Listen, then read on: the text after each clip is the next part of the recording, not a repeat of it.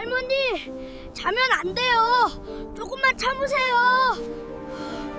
할머니, 정신 차리세요. 제발요. 폭설이 몰아치는 깊은 산속 15살 소년 준혁의 손은 얼어붙을 듯 차가웠습니다. 눈 속에 파묻힌 할머니의 손목엔 무언가 이상한 자국이 선명했죠. 케이블 타이로 묶었다 푼 듯한 붉은 흔적, 그리고 입가엔 테이프를 떼어낸 자국까지. 누군가 이 할머니를 여기 버리고 간 겁니다. 준혁의 예민한 귀가 멀리서 들려오는 소리를 포착했습니다. 무전기 잡음 사이로 또렷한 목소리가 들렸죠. 코드 3. 북쪽 능선 재수색. 목표물 생존 시 즉시 보고. 군화 소리가 눈을 밟으며 가까워지고 있었습니다. 손전등 불빛이 숲 사이로 이리저리 움직였죠. 준혁은 얼어붙었습니다. 이 할머니를 구하면 자신도 위험해질 게 분명했습니다. 또 이러네. 도망칠 수도 있는데. 하지만 할머니의 가느다란 숨소리가 곧 끊어질 것만 같았습니다. 그 거칠고 주름진 손은 돌아가신 엄마의 손과 너무 닮아 있었죠. 준혁은 이를 악물었습니다. 제기랄, 또 못하겠네. 준혁은 할머니를 업고 눈보라 속으로 뛰어들었습니다. 추격자들의 목소리가 점점 가까워졌지만 준혁은 멈추지 않았죠. 그리고 그 선택은 준혁을 다시는 돌아갈 수 없는 세계로 끌고 갔습니다. 모든 건 24시간 전부터 시작됐습니다. 해가 뜨기 전 준혁은 밤새 주운 고철 덩어리를 손수레에 싣고 산을 내려왔습니다. 겨우내 모은 폐철금과 깡통들이었죠. 이걸 팔아야 며칠은 굶지 않을 수 있었습니다. 마을 사람들 눈에 띄지 않게 새벽 일찍 움직이는 것도 준혁이 살아남기 위해 터득한 방법이었죠. 폐품상 앞에 도착한 준혁은 조심스럽게 철근을 내려놓았습니다. 사장은 대충 훑어보더니 1,000원짜리 2장을 내밀었죠. 2,000원이요? 아저씨, 이게 최소한 10킬로는 넘는데요. 뭐, 깡마른 게 말대꾸야? 싫으면 가져가든가. 준혁이 다시 한번 용기를 냈습니다. 지난주엔 킬로당 1,000원 주셨잖아요. 그럼 10,000원은? 폐품상 사장이 눈을 부라리며 핸드폰을 꺼내 들었습니다. 이 새끼가 지금 나한테 시비 거는 거야? 야, 너 혹시 이거 훔친 거 아니야? 경찰 불러. 응? 준혁은 입을 다물 수밖에 없었습니다. 항변할 증거도 믿어줄 어른도 없었으니까요. 결국 2,000원을 주머니에 쑤셔 넣고 고개를 숙인 채 돌아섰죠. 늘 이랬습니다. 준혁이 뭔가 요구하면 사람들은 경찰, 아동보호소, 고아원을 들먹이며 협박했습니다. 그게 무서워서 준혁은 늘 참았죠. 배가 너무 고팠습니다. 준혁은 마을 슈퍼 뒷문으로 갔습니다. 가끔 주인 아줌마가 유통기한 지난 빵을 주곤 했거든요. 준혁이 조심스럽게 문을 두드렸습니다. 아줌마, 저 혹시 버리실 빵 있으면. 그 순간이었습니다. 문이 벌컥 열리더니 주인 아줌마가 바가지에 담긴 물을 준혁의 머리 위로 쏟아부은 겁니다. 겨울 찬물이 온몸을 적시며 뼛속까지 파고들었죠. 재수 없는 귀신 새끼. 오늘 장사 안 되는 게 다 내 탓이야. 썩 꺼져. 물에 흠뻑 젖은 준혁이 비틀거리며 뒤로 물러섰습니다. 마을 아이들이 그 모습을 보고 킥킥거리며 돌을 던지기 시작했죠. 거지다 거지. 저리가 냄새나. 작은 돌멩이가 준혁의 이마를 스쳤습니다. 따뜻한 피가 차가운 물과 섞여 흘러내렸죠. 준혁은 도망치듯 마을을 빠져나왔습니다. 또 구하려다 얻어맞았습니다. 빵 한 조각 얻으려다 물세례까지 당했죠. 해가 지고 밤이 되었습니다. 산속 낡은 토굴안 준혁은 젖은 옷을 말리며 웅크리고 앉아 있었습니다. 아궁이엔 불씨조차 없었죠. 너무 추워서 잠이 오지 않았습니다. 그런데 준혁의 귀에 마을에서 들려오는 소리가 들리기 시작했습니다. 누군가 부부싸움을 하는 고함 소리, 아이를 때리는 소리, 술 취한 남자의 욕설. 준혁은 귀를 막았지만 소용없었습니다. 제발, 그만 좀 들려. 제발. 준혁의 귀는 너무 예민했습니다. 남들은 듣지 못하는 먼 소리까지 다 들렸죠. 어릴 땐 신기했지만 이젠 저주처럼 느껴졌습니다.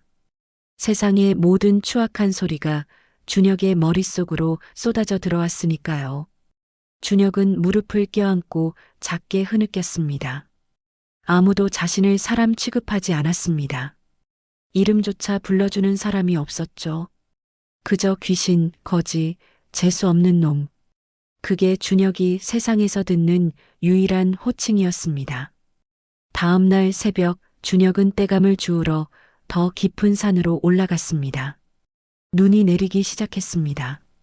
처음엔 가벼운 한방눈이었지만 점점 거세졌습니다.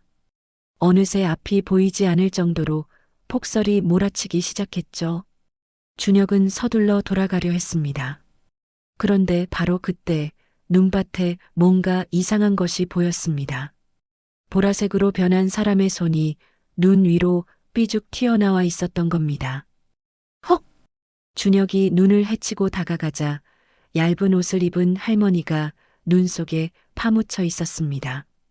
이미 의식이 없었고 입술은 파랗게 질려 있었죠. 준혁이 할머니의 손목을 잡는 순간 섬뜩한 걸 발견했습니다. 이건 묶인 자국이잖아. 손목엔 케이블 타이로 꽁꽁 묶였다 풀린 듯한 붉은 자국이 선명했습니다. 입가엔 테이프를 붙였다 뗀 흔적까지 있었죠. 누군가 이 할머니를 여기 버리고 간 게 분명했습니다. 준혁은 두려웠습니다. 이런 일에 휘말리면 자신도 위험해질 게 뻔했으니까요.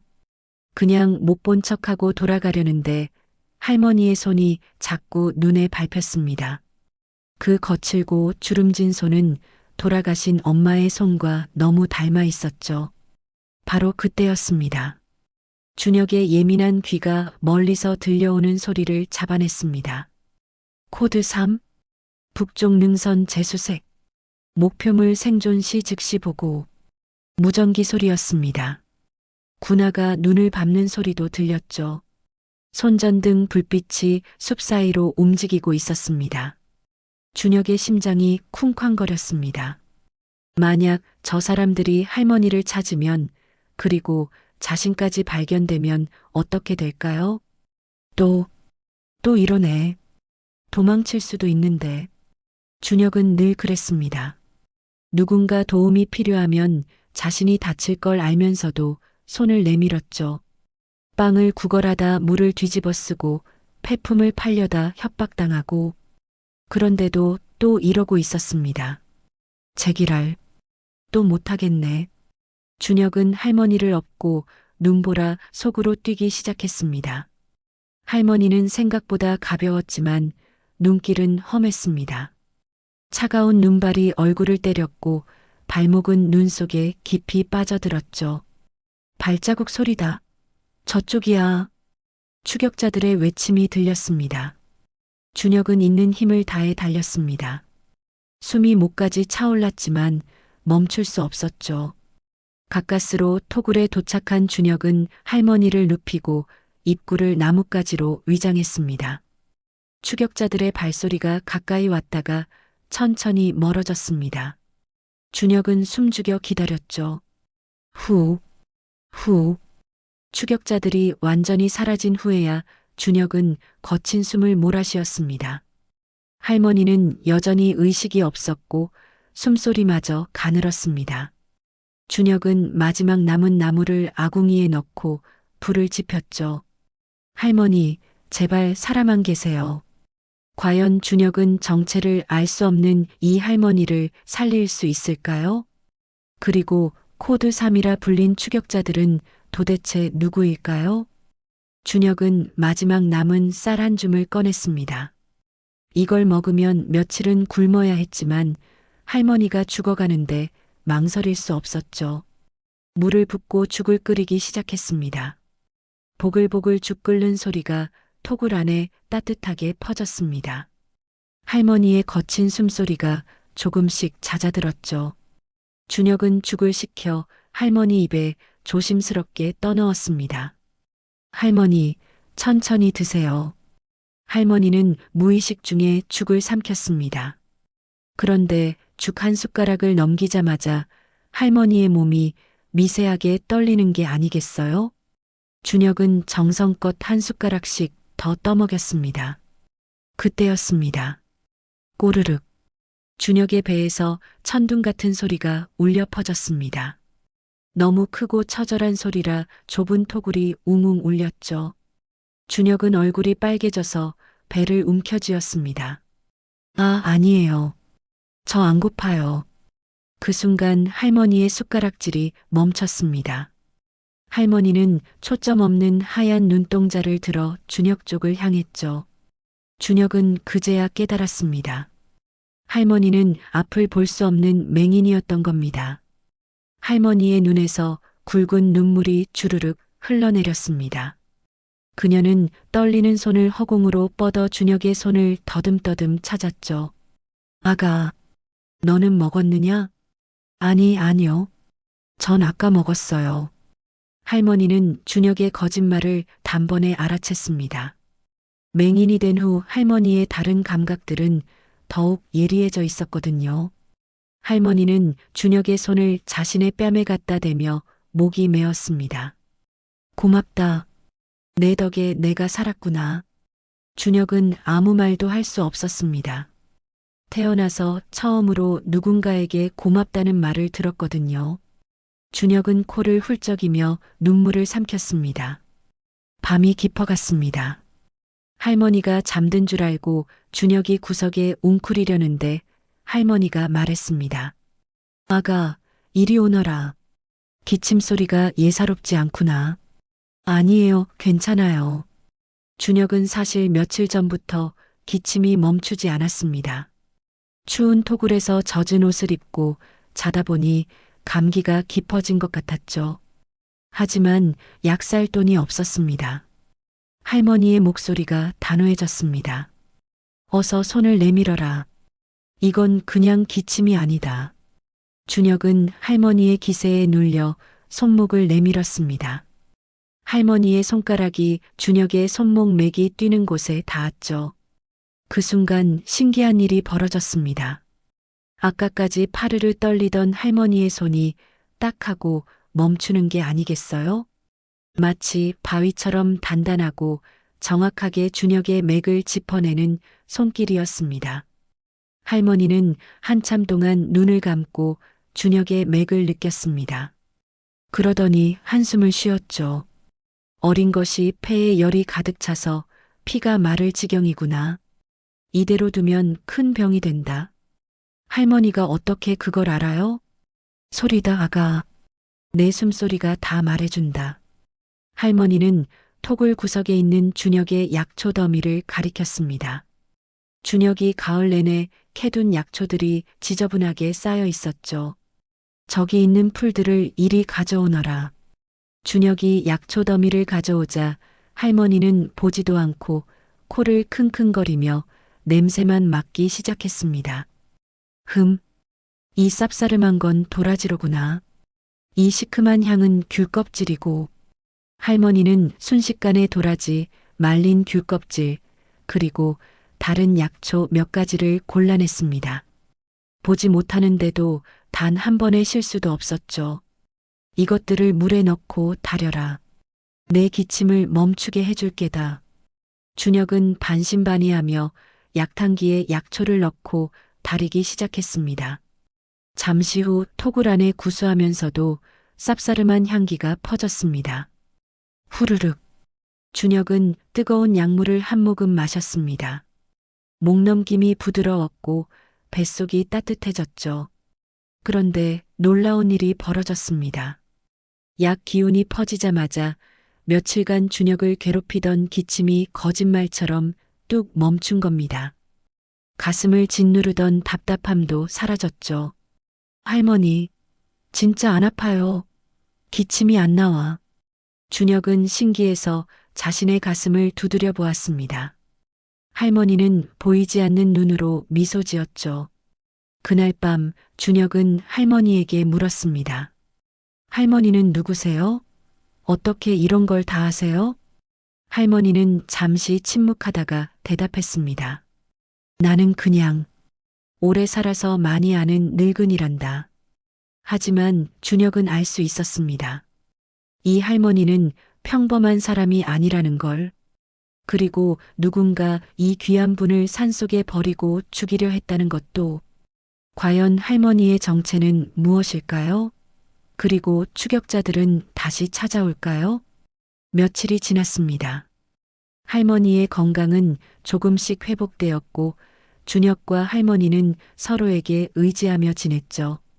어느 날 아침 할머니가 준혁을 불렀습니다. 아가, 이제부터 내가 너에게 특별한 것을 가르쳐 주마. 할머니는 준혁을 토굴박 양지바른 바위로 데리고 나왔습니다. 따스한 봄 햇살이 내리쪼이고 있었죠. 너는 특별한 귀를 가졌다. 그건 저주가 아니라 하늘이 준 선물이란다. 준혁은 고개를 저었습니다. 아니에요. 이 귀 때문에 전 괴로워요. 듣기 싫은 소리까지 다 들려서 잠도 못 자요. 할머니는 준혁의 손을 잡았습니다. 그건 내가 아직 귀를 다스리는 법을 모르기 때문이다. 귀로 듣는 게 아니라 마음으로 들어야 한다.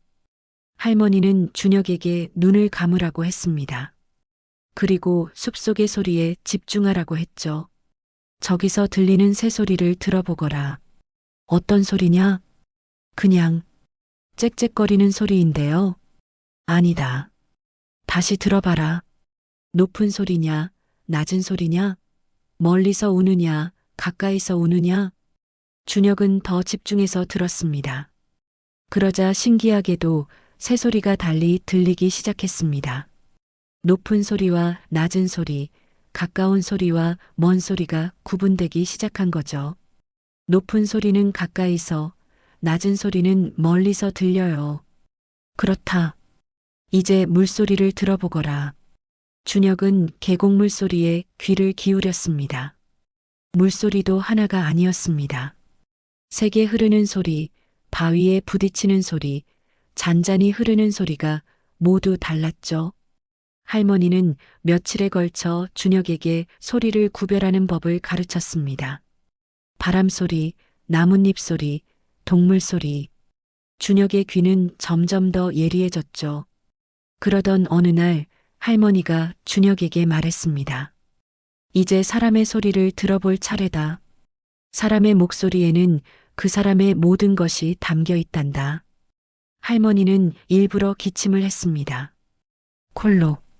가볍고 마른 기침 소리였죠. 이 소리를 들어보거라. 어떤 소리냐? 마른 소리예요. 뭔가 걸린 것 같은. 그렇다. 이건 목이 마른 사람의 기침이다. 물을 마시면 나아진다. 할머니는 다시 다른 소리를 냈습니다. 이번엔 목구멍 깊숙한 곳에서 나오는 탁한 소리였죠. 이건 가래가 낀 소리예요. 축축하고 무거워요. 맞다. 이건 폐에 습기가 찬 사람이다. 약으로 말려야 한다. 준혁은 놀라웠습니다. 소리만으로 사람의 상태를 알 수 있다니. 할머니는 계속해서 가르쳤습니다. 심장 소리도 들어보거라. 할머니는 준혁의 손을 자신의 가슴에 갖다 댔습니다. 준혁은 눈을 감고 집중했죠. 쿵쾅, 쿵쾅. 규칙적인 심장 소리가 들렸습니다. 이건 건강한 심장 소리다. 일정하고 힘차지? 네. 만약 심장 소리가 불규칙하거나 약하면 위험한 거다. 숨소리도 마찬가지란다. 준혁은 매일 할머니에게 배웠습니다. 그러면서 준혁의 괴로웠던 예민한 청각이 점점 도구로 변하기 시작했죠. 이제 준혁은 마을의 소음이 들려도 괴롭지 않았습니다. 소리를 가려 들을 수 있게 되었거든요. 어느 날 준혁이 물었습니다. 할머니, 할머니도 이렇게 소리로 사람을 치료했어요? 할머니는 잠시 말이 없다가 대답했습니다. 그랬단다. 아주 오래전 일이지만 할머니 목소리에 깊은 슬픔이 묻어났습니다. 준혁은 더 묻지 않았죠. 그런데 며칠 후 이상한 소문이 마을에 퍼지기 시작했습니다. 아랫마을에 원인 모를 병이 돌고 있다는 소식이었죠. 할머니 마을에서 사람들이 배를 잡고 쓰러진대요. 의사도 원인을 모른대요. 할머니의 표정이 굳어졌습니다. 아가, 마을 사람 중에 아픈 이가 있느냐? 네, 옆집 아저씨가 사흘째 앓고 계세요. 데려와라. 내가 봐주마. 준혁은 옆집 아저씨를 모시고 왔습니다. 아저씨는 안색이 창백했고 배를 부여잡고 신음하고 있었죠. 배야, 배가 끊어질 것 같아. 할머니는 아저씨의 손목을 잡고 맥을 짚었습니다. 그리고 코를 킁킁거리며 냄새를 맡았죠. 상한 음식을 먹었구나. 빨리 토해내지 않으면 위험하다. 할머니는 준혁에게 약초를 가져오라고 했습니다.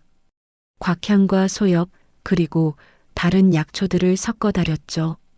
아저씨가 그 약을 마시자 곧 토하기 시작했습니다. 으액! 아저씨는 시커먼 것을 토해냈습니다. 그러고 나니 안색이 돌아오고 한결 나아 보였죠. 고맙습니다. 정말 고맙습니다.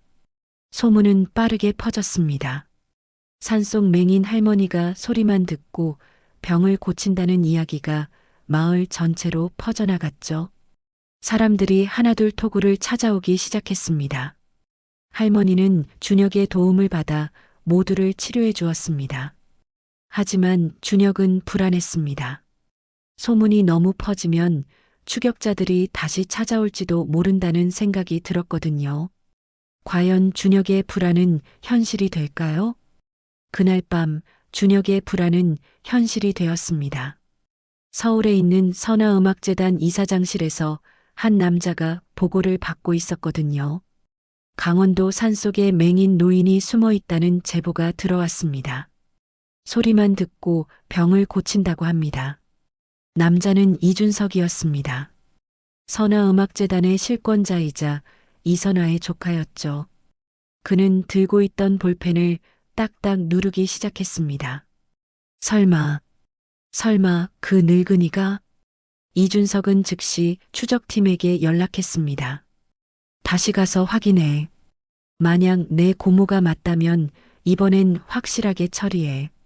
한편 서울에서는 더 큰 사건이 터졌습니다. 국내 최대 문화재단 이사장 강민준 회장이 갑자기 쓰러진 거죠. 긴급 뉴스입니다. 강민준 회장이 의식불명 상태로 병원에 이송되었습니다. 원인은 아직 밝혀지지 않았습니다. 토굴에서 뉴스를 듣던 할머니가 지팡이를 떨어뜨렸습니다. 민준이가, 그 아이가 쓰러졌다고? 할머니는 준혁의 손을 꽉 잡았습니다. 아가, 서울로 가야 한다.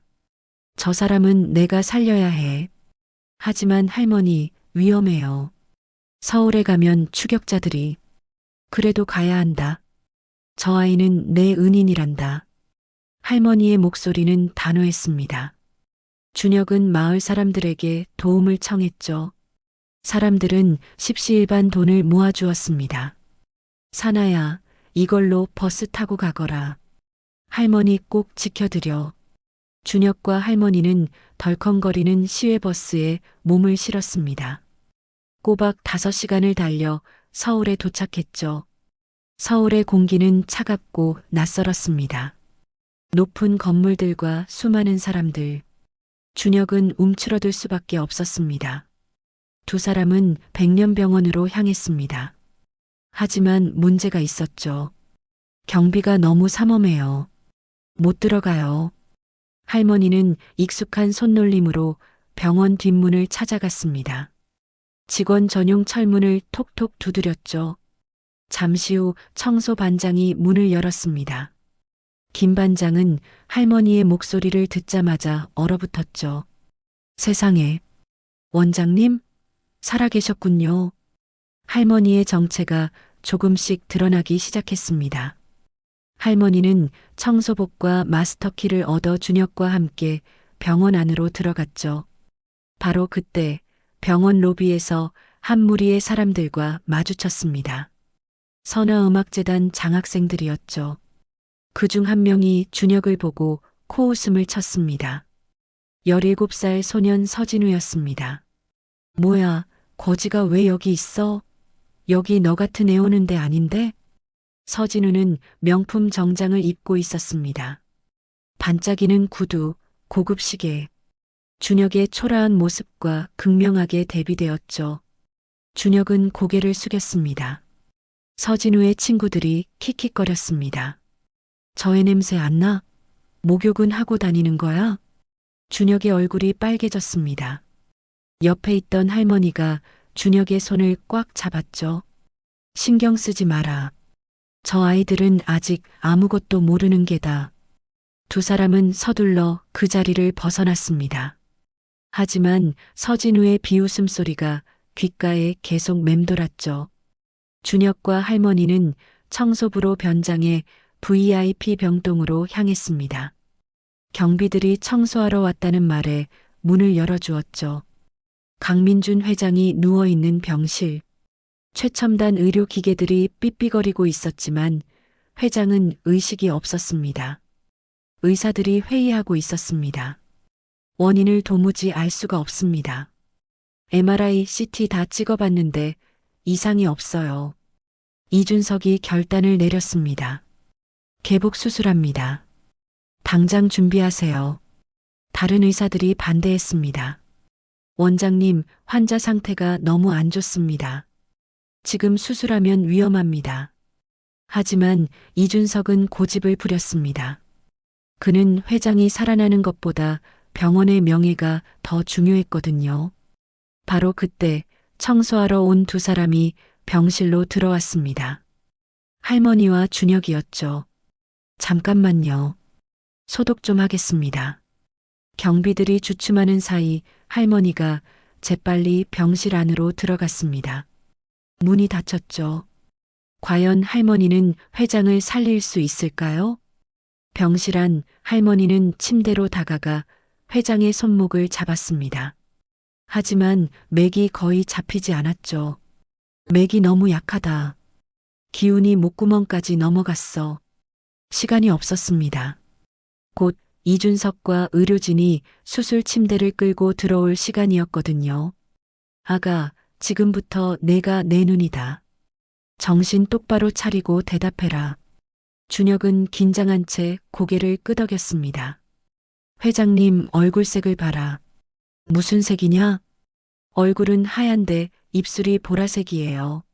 마치 질식한 사람처럼요. 할머니의 미간이 찌푸려졌습니다. 입술이 자색이면 심장이 막혔다. 혀를 봐라. 준혁이 조심스럽게 회장의 입을 벌렸습니다. 혀는 괜찮은데 혀 밑에 시커먼 핏줄이 퉁퉁 불어 있어요. 혈자리가 막혔구나. 귀 뒤를 봐라. 준혁은 회장의 머리를 돌려 귀 뒤를 확인했습니다. 머리카락을 들추자 소름 끼치는 것이 보였죠. 할머니, 붉은 반점이 있어요. 피멍처럼 진해요. 할머니가 무릎을 쳤습니다. 독이다. 이건 병이 아니라 독이야. 독이요? 급성 중독으로 심장이 막힌 게다. 개복 수술을 했다간 죽는다. 할머니는 품속에서 낡은 가죽 주머니를 꺼냈습니다. 봉황 무늬가 새겨진 황금 침통이 나왔죠. 아가, 시간이 없다. 내 손을 인중으로 이끌어라. 준혁이 할머니의 손목을 잡으려는 순간 복도에서 이준석의 목소리가 들렸습니다. 청소부들이 병실에 들어갔다고? 당장 끌어내. 발소리가 점점 가까워졌습니다. 하지만 할머니와 준혁은 소리를 듣지 못했습니다. 두 사람은 완전한 몰입 상태였거든요. 준혁은 할머니의 차가운 손목을 단단히 잡았습니다. 할머니, 여기에요. 코 밑 인중이에요. 할머니의 손끝이 떨렸습니다. 하지만 준혁의 따뜻한 손이 닿자 떨림이 멈췄죠. 할머니는 깊게 숨을 들이마셨습니다. 그리고 망설임 없이 장침을 내리꽂았습니다. 푹 침이 깊숙이 들어갔습니다. 할머니는 곧바로 두 번째 침을 꺼내 정수리 백회열에 꽂았죠. 회장의 몸이 침을 맞은 충격으로 펄쩍 뛰어올랐다가 축 늘어졌습니다. 병실에 무서운 정적이 흘렀죠. 1초, 2초, 3초. 준혁의 눈동자가 흔들렸습니다. 설마 돌아가신 건 아닐까요? 바로 그때였습니다. 축 늘어졌던 회장의 가슴이 크게 들썩이더니 목구멍에서 짐승 같은 소리가 터져 나왔습니다. 크어. 회장의 입에서 시커먼 액체가 분수처럼 뿜어져 나왔습니다. 그것은 평범한 피가 아니었죠. 심장을 막고 있던 도끼와 썩은 피가 한꺼번에 쏟아진 겁니다. 구역질 나는 냄새가 병실을 가득 채웠습니다. 하지만 할머니와 준혁은 미소를 지었습니다. 검은 피를 모두 토해낸 회장이 헉헉 거친 숨을 몰아쉬기 시작했습니다. 보라색이던 입술에 붉은 핏빛이 돌기 시작했죠. 심전도 기계가 다시 힘차게 뛰기 시작했습니다. 비빅, 비빅. 살아있는 심장 소리였습니다. 살았다. 할머니, 회장님이 숨 쉬어요. 바로 그때 쾅 하고 문이 열렸습니다. 이준석이 보안 요원들을 대동하고 들이닥친 거죠. 이준석은 바닥에 흥건한 검은 피를 보고 오해했습니다. 이 미친 것들이 뭘 한 거야? 당장 끌어내. 보안 요원들이 달려들려는 순간이었습니다. 멈춰라. 침대에서 거대한 호통 소리가 터져 나왔습니다. 강민준 회장이 눈을 뜬 겁니다. 회장님, 의사들이 달려갔습니다. 이준석은 믿을 수 없다는 표정이었죠. 할머니가 준혁의 손을 잡고 속삭였습니다. 아가, 지금이다. 뛰어. 두 사람은 열린 뒷문으로 몸을 날렸습니다. 비상구 계단을 미친 듯이 내려갔죠. 저 거지들을 잡아.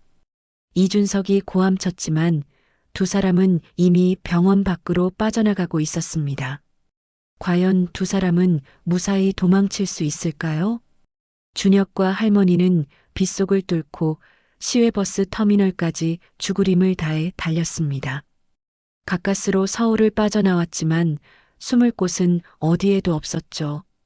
결국 두 사람은 증거를 챙기기 위해 다시 강원도 토굴로 돌아왔습니다. 하지만 이준석이 가만히 있을 리 없었죠. 그는 즉시 해결사들에게 전화를 걸었습니다. 강원도로 가서 싹 다 태워버려. 흔적도 남기지 마. 그날 밤 토굴 주변으로 시커먼 그림자들이 스며들었습니다. 휘발유 냄새가 코를 찔렀죠. 타닥, 타닥. 준혁은 불타는 소리에 눈을 떴습니다. 입구에서 시뻘건 불길이 혀를 날름거리며 쳐들어오고 있었죠. 할머니, 일어나세요. 불이야. 오래된 나무 토굴은 순식간에 불바다가 되었습니다. 시커먼 연기가 방 안을 가득 채웠고 숨을 쉴 수가 없었죠. 콜록, 콜록. 할머니가 다급하게 외쳤습니다. 아가, 내 보따리. 침통과 악보를 찾아야 해. 할머니에게 그 물건들은 단순한 도구가 아니었습니다. 자신의 정체를 증명할 유일한 증거였거든요. 준혁은 연기 속을 기어다니며 할머니의 보따리를 찾았습니다. 그런데 바로 옆에 준혁이 평생 간직해온 액자가 놓여 있는 게 아니겠어요? 돌아가신 부모님이 활짝 웃고 있는 유일한 사진이었습니다. 불길이 점점 거세졌습니다. 천장 기둥이 무너지기 직전이었죠. 준혁은 둘 다 들 수 없었습니다. 부모님 사진이냐 아니면 할머니의 증거냐. 준혁의 눈에서 눈물이 주르륵 흘렀습니다. 이 사진이 타버리면 부모님 얼굴을 영원히 볼 수 없게 되니까요. 하지만 준혁은 이를 악물었습니다. 엄마, 아빠, 미안해요. 저는 살아있는 할머니를 지킬게요. 준혁은 사진을 불길 속으로 던졌습니다. 그리고 할머니의 침통과 악보를 품에 꽉 안았죠. 우직근 천장 기둥이 쓰러지며 불덩이가 쏟아졌습니다. 준혁은 젖은 이불을 뒤집어 쓰고 할머니를 업었습니다. 할머니, 꽉 잡으세요. 으악. 준혁은 시뻘건 불기둥을 뚫고 밖으로 뛰어나갔습니다. 등에 불이 붙어 살같이 타들어가는 고통이 밀려왔죠. 쿠르릉 쾅. 토굴이 완전히 무너져 내렸습니다. 조금만 늦었어도 두 사람은 불 속에 갇혔을 겁니다. 준혁은 그을린 얼굴로 거친 숨을 몰아쉬며 무너진 집을 바라보았습니다. 부모님의 추억이 잿더미로 변했지만 품속엔 할머니를 지킬 증거가 뜨겁게 빛나고 있었죠. 할머니, 우리 살았어요. 할머니는 준혁의 까맣게 탄 얼굴을 더듬으며 하염없이 눈물을 흘렸습니다. 하지만 안심하기엔 이르렀습니다. 멀리서 사이렌 소리가 들려왔거든요. 저기 봐. 불 지른 놈들이다. 마을 사람들이 달려왔습니다. 하지만 그들의 표정은 적대적이었죠. 내가 불을 질렀다며? 경찰이 찾는다. 준혁은 누명까지 쓰게 된 겁니다. 마을 사람들은 준혁을 멀리했고 경찰은 수배령을 내렸죠. 준혁은 할머니를 업고 깊은 산속으로 도망쳤습니다. 할 곳도 믿을 사람도 없었습니다. 준혁은 무너져 내렸죠. 할머니, 제가 지키려다 다 망쳤어요. 이제 어떡해요? 준혁은 바위에 기대앉아 처음으로 목 놓아 울었습니다. 15살 소년이 감당하기엔 너무 가혹한 현실이었죠. 할머니가 준혁을 꼭 껴안았습니다. 아니다가, 내가 날 살렸다. 이제 내가 널 지킬 차례란다. 할머니의 목소리는 단호했습니다. 더 이상 숨지 않겠다는 결의가 담겨 있었죠. 이제 세상 앞으로 나가 진실을 밝힐 때다. 과연 두 사람은 누명을 벗고 진실을 증명할 수 있을까요? 그로부터 몇 년의 세월이 흘렀습니다. 계절이 여러 번 바뀌고 강산도 변했죠. 선화음악재단은 전문 경영인의 손에 맡겨져 투명하게 운영되었습니다. 이선아는 화려한 이사장실 대신 공기 맑은 시골 마을에 작은 기와집을 지었죠. 백산음악원. 이선아의 성과 준혁의 이름을 딴 작은 음악학교였습니다. 이곳은 돈이 없어도 누구나 와서 음악을 배울 수 있는 무료 학교였습니다. 새벽부터 아이들의 맑은 노랫소리가 끊이지 않았죠. 어느 날 준혁은 왕진 가방을 챙겨 조금 특별한 곳으로 향했습니다. 바로 교도소 병동이었습니다. 그곳에는 반신불수가 되어 휠체어에 묶여 있는 죄수 번호 204번 이준석이 있었죠. 한때 잘 나가던 병원장은 온데간데였고 말조차 제대로 못하는 처참한 몰골이었습니다. 준혁은 아무 말 없이 이준석의 굳어버린 손을 잡았습니다. 그리고 침을 놓기 시작했죠. 원망이나 복수심은 준혁의 눈에 없었습니다. 오직 환자를 돌보는 의료인의 눈빛만이 있을 뿐이었죠. 준혁의 따뜻한 손길이 닿자 이준석의 초점 없는 눈에서 굵은 눈물이 주르륵 흘렀습니다. 그것은 뒤늦게 찾아온 뼈아픈 후회였습니다. 고마. 이준석은 제대로 말도 못했지만 준혁은 알아들었습니다. 준혁은 고개를 끄덕이고 조용히 나왔죠. 계절이 바뀌어 따스한 봄이 찾아왔습니다. 벚꽃이 흩날리는 어느 날 이별의 순간도 조용히 다가왔죠. 이선아는 자신의 때를 직감한 듯 고운 한복을 입고 마루에 앉았습니다. 준혁의 무릎을 베고 누웠죠. 준혁아, 이제 내가 이 아이들의 목소리가 되어주렴. 할머니의 목소리는 촛불처럼 가늘게 떨리고 있었습니다. 준혁은 할머니의 주름진 손을 자신의 뺨에 비비며 흐느꼈습니다. 네, 할머니. 명심할게요. 제 걱정 마시고 편히 쉬세요. 이선아는 보이지 않는 눈으로 준혁의 얼굴을 더듬었습니다. 마지막 힘을 다해 미소 지었죠. 고맙다. 너를 만나 내 남은 생은 어둠이 아니라 눈부신 빛이었다. 그 말을 끝으로 이선아는 준혁의 품에서 평온하게 눈을 감았습니다. 마치 깊은 잠에 드는 것처럼 편안한 얼굴이었죠. 장례를 치르고 난 뒤 준혁은 텅 빈 마루에 홀로 앉아 있었습니다. 할머니가 유품으로 남긴 황금 침통이 손에 들려 있었죠. 준혁은 침통을 가슴에 품고 먼 산을 바라보았습니다. 할머니, 거기선 두 눈 크게 뜨고 잘 보고 계시죠? 제가 얼마나 잘하는지 꼭 지켜봐 주세요. 준혁이 허공을 향해 말을 건네자 처마 끝에 달린 풍경이 바람에 흔들리며 딸랑 맑은 소리를 냈습니다. 마치 하늘에 계신 할머니가 그래, 믿는다, 내 새끼야 하고 대답해 주는 것 같았죠.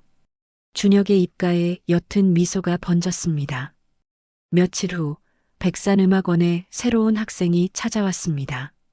명품 브랜드 로고가 없는 수수한 옷을 입은 청년이었죠. 선생님, 저 다시 배우러 왔습니다. 준혁은 고개를 들었습니다. 그 청년은 서진우였습니다. 과거 준혁을 거지라고 비웃던 그 소년이었죠. 서진우는 고개를 숙였습니다.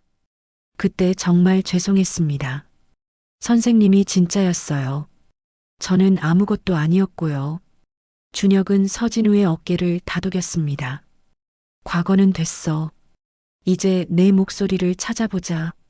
그날부터 서진우는 백산음악원에서 다른 아이들과 함께 배우기 시작했습니다. 과거의 교만은 온데간데 없고 겸손한 학생이 되어 있었죠. 시간이 더 흘러 준혁은 25이 되었습니다. 이제 당당한 청년이 된 준혁은 백산음악원을 이끌고 있었죠. 어느 토요일 오후 밝은 교실에 가난한 동네 아이들이 가득 모여 있었습니다. 준혁이 피아노 앞에 앉아 아이들을 바라보았죠. 자, 오늘은 너희 목소리에 대해 이야기해 볼까? 한 아이가 손을 들었습니다. 선생님, 저희는 목소리가 별로 안 예쁜데요. 준혁은 고개를 저었습니다. 아니야. 세상에 예쁘지 않은 목소리는 없어. 너희 목소리엔 모두 빛이 있어. 아이들의 눈이 반짝였습니다. 준혁은 한 명 한 명의 이름을 불러주었죠. 민수야, 내 목소리는 따뜻한 봄 햇살 같아. 지은아, 내 목소리는 맑은 시냇물 같고. 아이들이 웃었습니다.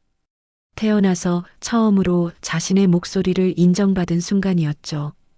준혁은 아이들과 함께 노래를 부르기 시작했습니다. 교실 밖으로 맑은 노랫소리가 흘러나왔습니다. 창밖으로 보이는 하늘이 눈부시게 푸르렀습니다. 바람에 흔들리는 나뭇잎들이 박수를 쳐주는 것 같았죠. 준혁은 문득 하늘을 올려다보았습니다. 구름 사이로 햇살이 쏟아져 내렸습니다. 마치 할머니가 하늘에서 미소 지으며 지켜보고 있는 것만 같았죠. 할머니, 보고 계시죠? 저 잘하고 있죠? 준혁의 눈가에 따뜻한 눈물이 맺혔습니다. 하지만 그것은 슬픔의 눈물이 아니었습니다. 감사와 기쁨의 눈물이었죠.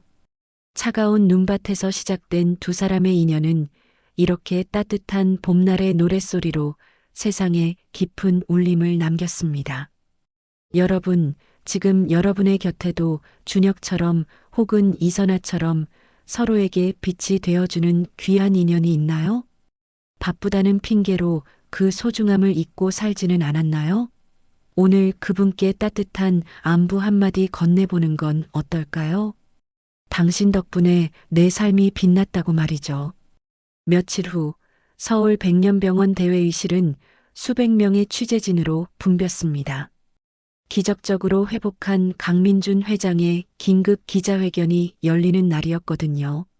단상에 오른 이준석은 뻔뻔한 얼굴로 거짓말을 늘어놓고 있었습니다.